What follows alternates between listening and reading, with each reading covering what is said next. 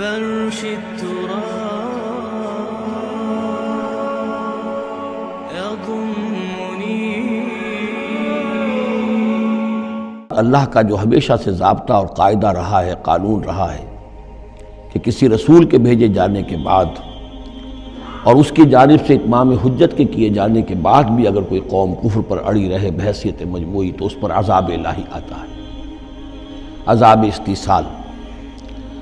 اگرچہ یہ عذاب مختلف شکلوں میں آیا، کہیں کسی قوم کو ان کے اپنے ہی علاقوں میں سیلاب بھیج کر اور غرق کر دیا گیا جیسے حضرت نوح علیہ السلام، کہیں کوئی بہت تیز آندھی بھیجی اور اس کے نتیجے میں جیسے کہ قوم عاد کے اوپر عذاب آیا، کہیں زلزلہ آیا، کہیں آسمان سے پتھراؤ ہوا جیسے کہ عمورہ اور صدوم کی بستیوں پر ہوا، کہیں جیسا کہ آپ کو معلوم ہے کہ آل فرعون کو ان کے محلوں سے اور گھروں سے نکال کر لا کر اور سمندر میں غرق کر دیا. تو قریش پر جو عذاب آیا ہے اللہ تعالیٰ کا وہ اپنی نوعیت میں منفرد ہے، چونکہ حضور خود قرشی تھے، بنی اسماعیل میں سے تھے، اور آپ نے اتمام حجت کر دیا ان پر 13 برس تک 12 برس تک دعوت دے کر. تو اب گویا کہ وہ عذاب الہی کے مستحق ہو گئے تھے. لیکن یہ عذاب الہی جو ہے قریش پر جو آیا ہے وہ بالاقساط آیا ہے. اس کی قسط اول ہے کہ جو غزوہ بدر میں ان تک پہنچی، انہیں مکے سے نکالا گیا جیسے کہ آل فرعون کو ان کے محلات سے نکالا گیا اور لا کر سمندر میں غرق کیا گیا. وہ مکہ دارالحرم تھا، وہ تو جگہ تھی حرم، لہذا وہاں سے انہیں نکالا گیا اور میدان بدر میں پہلی قسط عذاب الہی کی انہیں وصول کرنی پڑی. ان کے 70 سردار کھیت رہے اور معجزانہ طریقے پر کھیت رہے، اس میں کوئی شک نہیں کہ جیسے عذاب الہی پہلے قوموں پر آتے تھے اسی طرح کا معاملہ یہ ہوا ہے کہ تقریباً نہتے 313 میں سے صرف 8 افراد کے پاس تلواریں تھیں اور ادھر سے 1000 پوری طرح کیل کانٹے سے لیس ہو کر آئے تھے. تو اللہ کی خصوصی مدد تھی کہ جس سے یہ عذاب آیا ہے اصل میں قریش کے اوپر، اور تقریباً تمام بڑے بڑے نامور سردار جو ہیں وہی میدان میں کھیت رہے. 70 ان کے قیدی ہو گئے. ابھی زخمی کتنے ہوئے ہوں گے انہیں بھی آپ ذہن میں رکھیے. تو یہ عذاب کی پہلی قسط تھی جو غزوہ بدر میں آئی ہے. اور پھر عذاب کا آخری مرحلہ آیا ہے سن 9 ہجری میں، جب مشرکین عرب کو آخری الٹیمیٹم دے دیا گیا کہ اب بس چند مہینے کی تمہیں مہلت دی جا رہی ہے، اس کے اندر اندر یا ایمان لے آؤ اور یا تمہیں تہہ تیغ کر دیا جائے گا. فَإِذَا انْسَلَخَ الْأَشْهُرُ الْحُرُمُ فَاقْتُلُوا الْمُشْرِكِينَ حَيْثُ وَجَدتُّمُوهُمْ. اب یہ انتہائی اسے کہ توہین اور تذلیل کے ساتھ چیلنج تھا. یہ دوسری بات ہے کہ وہ سب لوگ ایمان لے آئے اور یہ قتل عام کی نوبت نہیں آئی، لیکن یہ کہ یہ آخری قسط تھی. وہ آخری قسط جو ہے سورہ توبہ میں بیان ہوئی ہے اور عذاب کی پہلی قسط جو ہے وہ سورہ انفال میں ہے. ان دونوں صورتوں کو جمع کر دیا گیا تاکہ انعام اور اعراف میں بنو اسماعیل پر یا مشرکین عرب پر اتمام حجت، اور انفال اور توبہ میں ان پر جو عذاب الہی نازل ہوا اس کی تفصیل. تو یہ تو ہے معنوی ربط اس گروپ کی مکی اور مدنی صورتوں کے مابین. باقی جو یہ سورہ انفال ہے اس کے بارے میں نوٹ کر لیجئے کہ غزوہ بدر کے فوراً بعد متصلاً بعد نازل ہوئی ہے. گویا کہ سورہ آل عمران جو ہم پڑھ چکے ہیں اس سے پہلے ہے اس کا نزول، اس کے اکثر و بیشتر حصے سے پہلے نازل ہوئی ہے. تو یہ زمانی ترتیب جو ہے اگر یہ ذہن میں نہ رہے تو پھر اس سے کافی خلجان پیدا ہو جاتا ہے. اس کا جو پس منظر ہے وہ یہ غزوہ بدر کا معاملہ سمجھنا بہت ضروری ہے. دیکھیے یہاں تفصیل کا موقع تو ہے نہیں، میں نے سیرت النبی علیہ صاحب الصلاۃ والسلام سے منہج انقلاب نبوی کے جو مختلف سٹیپس ہیں کہ اس میں کن کن مراحل سے ہو کر آپ نے دین کے غلبے کا جو فرض منصبی آپ کے حوالے کیا گیا تھا اس کی تکمیل فرمائی. تو اس میں یوں سمجھیے کہ ایک مرحلہ تھا جو مکے میں طے ہو گیا، اور اصل میں 4 مرحلے تھے: دعوت، تنظیم، تربیت اور صبر محض. وہاں ہاتھ اٹھانے کی اجازت نہیں تھی. ہم پڑھ آئے ہیں، سورہ نساء میں آ چکا ہے کہ اس وقت حکم تھا کفو ایدیکم، اپنے ہاتھ بندھے رکھو، تمہارے چاہے ٹکڑے اڑا دیے جائیں، تمہیں زندہ جلا دیا جائے، تم کوئی انتقامی کارروائی تو دور کی رہی، مدافعانہ کارروائی بھی نہیں کرو گے. No raising of hands even in self defence. یہ 4 مراحل تھے جو چلتے رہے تاں آ کے ایک طرف تو اب حضور کے پاس جانثاروں کی ایک جماعت تیار ہو گئی جو سرد و گرم چشیدہ تھے، ہر طرح کے حالات میں سے گزر چکے تھے، سختیاں جھیل چکے تھے، قربانیاں دے چکے تھے. ان کے اخلاص مع اللہ میں کسی شک و شبے کی گنجائش نہیں تھی. ان کے دل جو ہیں خالص ہو چکے تھے اللہ کے لیے. اور دوسری طرف یہ کہ اللہ تعالیٰ نے ایک دارالہجرت کا انتظام کر دیا، کھڑکی کھول دی مدینہ کی طرف، ہجرت کا اہتمام ہو گیا تاکہ اہل ایمان کو وہاں سے نکال کر اور مدینے میں لے آیا جائے. اب یہاں سے اقدام ہو، اسی لیے ہجرت فرض کر دی گئی کہ اب تمام مسلمان یہاں آ جائیں. ظاہر بات ہے کہ ہجرت جو ہے وہ فلائٹ نہیں تھی، وہ کوئی فرار نہیں تھا، بھاگ کر جان بچانا نہیں تھا. مغربی مورخین تو اسی نام سے اس کو یاد کرتے ہیں.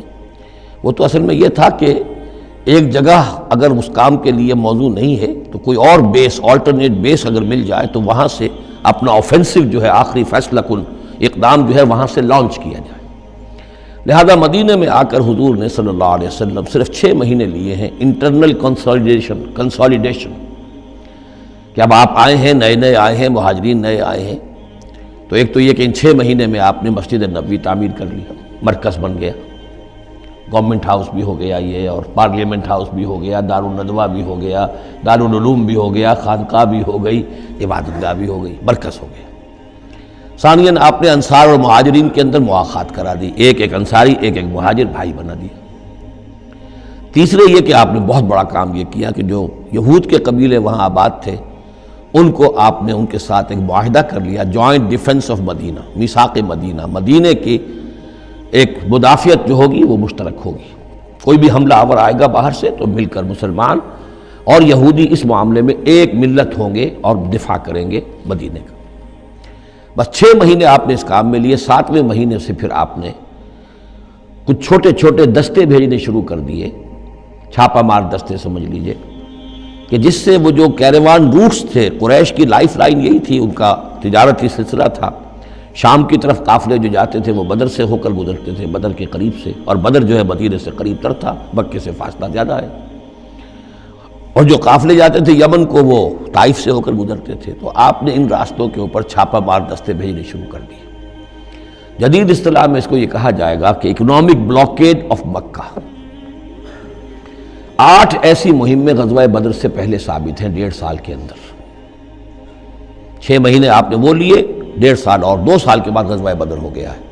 تو یہ 1.5 سال میں 8 مہمیں، جن میں سے 4 میں کہ حضور خود بھی بنفس نفیس شریک رہے ہیں، اس لیے وہ غزوات کہلاتے ہیں، اور 4 وہ ہیں کہ جن میں آپ نے صرف کچھ لوگوں کو بھیج دیا ہے کسی امیر کے تحت، وہ سرایا کہلاتے ہیں. تو یہ جو صورتحال ہوئی، اور اس میں یہ بھی ہوا کہ حضور جہاں جاتے تھے خود تو وہاں کے قبائل سے آپ معاہدے کر لیتے تھے. اب یا تو وہ جو قبائل جو تھے مقامی، پہلے تو وہ قریش کے حلیف تھے، اب یا تو وہ حضور کے حلیف ہو گئے، مسلمانوں کے حلیف ہو گئے، تو قریش کی طاقت کم ہوئی، مسلمانوں کی بڑھ گئی. یا یہ ہے کہ وہ نیوٹرل ہو گئے کہ ہم نہ قریش کی مدد کریں گے آپ کے خلاف، نہ آپ کی مدد کریں گے قریش کے خلاف، نیوٹرل ہو گئے. اس سے بھی یہ ہے کہ قریش کا جو حلقہ اثر تھا، سیاسی زون آف پولیٹیکل انفلوئنس، وہ کم ہو رہا ہے. یہ 2 چیزیں ایسی ہوئی ہیں، political isolation of Quraish and economic blockade of Mecca, جس کے نتیجے میں مکے والے جو ہیں پھر یوں سمجھیے کہ تنگ آمد بجنگ آمد. ورنہ مکے والوں کی طرف سے کوئی آغاز ثابت نہیں ہے تاریخ میں کہ حضور کے اور مسلمانوں کے مکے سے جانے کے بعد ان کی طرف سے کوئی ابتدا ہوئی ہو، کوئی انیشیٹو لیا گیا. 2 واقعات خاص طور پر ایسے ہو گئے کہ ایک چھوٹا سا آپ نے ایک دستہ بھیجا تھا نخلا، اور یہ نخلا جو ہے یہ مکے اور طائف کے مابین ہے، تو سمجھیے کس قدر فاصلے پر. اور وہاں مٹ بھیڑ ہو گئی، جو مسلمان وہاں بھیجے گئے تھے ان کے کفار کے ساتھ. وہاں ایک مشرک مکے کا مارا گیا، ایک کو انہوں نے قید کیا، ساتھ لے آئے، کچھ سامان جو ان کا تجارت تھا وہ بھی لے آئے، وہ مال غنیمت سمجھ کر. تو حضور اگرچہ ناراض ہوئے کہ میں نے تمہیں لڑنے کا حکم نہیں دیا تھا، میں نے اس لیے بھیجا تھا کہ وہاں رہو اور قریش کی نقل و حرکت سے ہمیں مطلع کرتے رہو. لیکن اب سچویشن پیدا ہو گئی، گویا کہ یہ چاہے ارادہ تھا یا نہیں تھا، ڈی فیکٹو شکل یہی ہوئی کہ اقدام ہو گیا مسلمانوں کی طرف سے، اب آغاز ہو گیا مسلمانوں کی طرف سے. ادھر جب ابو سفیان لے کر جا رہے تھے بہت بڑا قافلہ شام کی طرف، تو حضور نے اس کا تعاقب کیا، لیکن وہ تیزی سے نکل گئے تھے. لیکن جب واپس آ رہے تھے اور 50,000 دینار کا سامان تھا ان کے قافلے کے اندر، بہت لدا پدا قافلہ، انہیں یہ خطرہ ہوا کہ اب پھر محمد صلی اللہ علیہ وسلم اور ان کے ساتھی کہیں لوٹیں گے ہمیں اور ہمارے اوپر حملہ کریں گے، روکیں گے ہمارا راستہ۔ تو انہوں نے یہ کی دوہری حکمت عملی کی کہ ایک تو یہ کہ ایک سوار بھیجا آگے تیزی کے ساتھ دوڑایا کہ مکے جاؤ اور کہو کہ ہمارے قافلے کو خطرہ ہے محمد سے صلی اللہ علیہ وسلم، لہذا مدد بھیجو۔ اور ادھر یہ کیا کہ وہ عام راستہ جو تھا جو بدر سے ہو کر گزرتا تھا اسے چھوڑ کر ساحل سمندر کے ساتھ ساتھ نیچے سے ہو کر وہ نکل بھی گئے۔ اب وہاں مکے میں یہ دونوں چیزیں بیک وقت پہنچ گئیں، ایک طرف وہ نخلا سے لوگ روتے پیٹتے چیختے چلاتے ہمارا آدمی مار دیا محمد کے آدمیوں نے، وہ آ گئے، ادھر سے وہ آ گیا جو ابو سفیان کا بھیجا ہوا تھا ایلچی کہ دوڑو دوڑو دوڑو تمہارا قافلہ محمد لوٹنے والے ہیں اور یہ ہے اور وہ ہے۔ بس وہ وار کرائی وہاں ہوئی اور 1,000 کا لشکر جو ہے وہاں پر پھر جمع کیا گیا اور 900 اونٹ فراہم کیے گئے اور 100 گھوڑوں کا ایک رسالہ تیار کیا گیا اور وہ لوگ مکے سے نکل آئے۔ یہ صورتحال ادھر ہو رہی تھی۔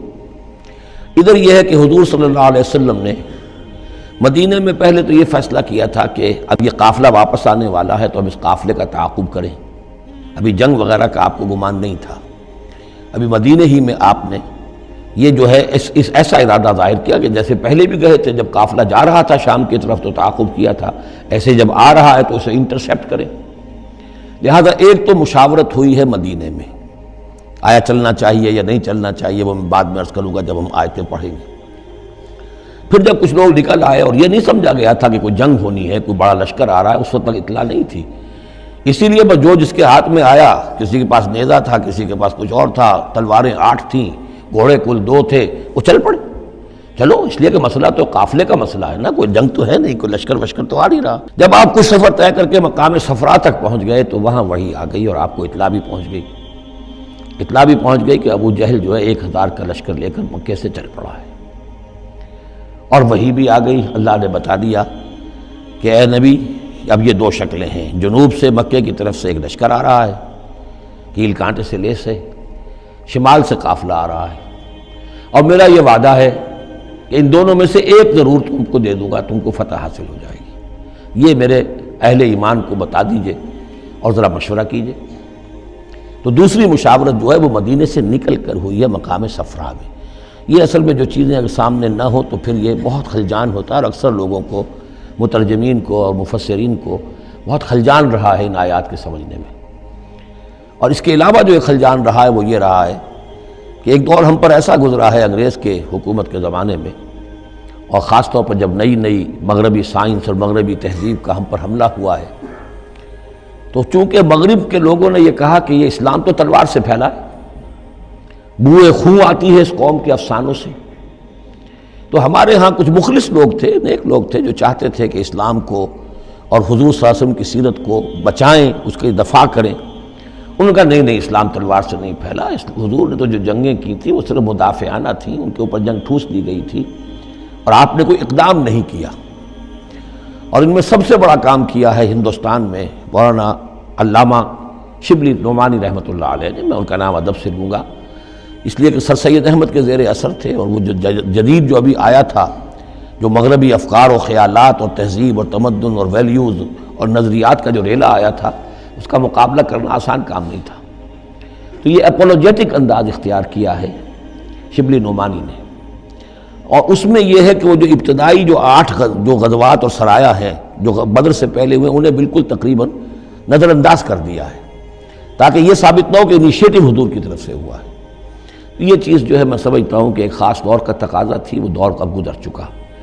اب اسلام کا یہ فکر کہ اسلام ایک مکمل دین ہے، یہ اپنا غلبہ چاہتا ہے، اور حضور کو بھیجا گیا تھا اس لیے کہ دین کو غالب کریں، اور دین کو غالب کرنے کی جد و جہد ایک انقلابی جد و جہد ہے۔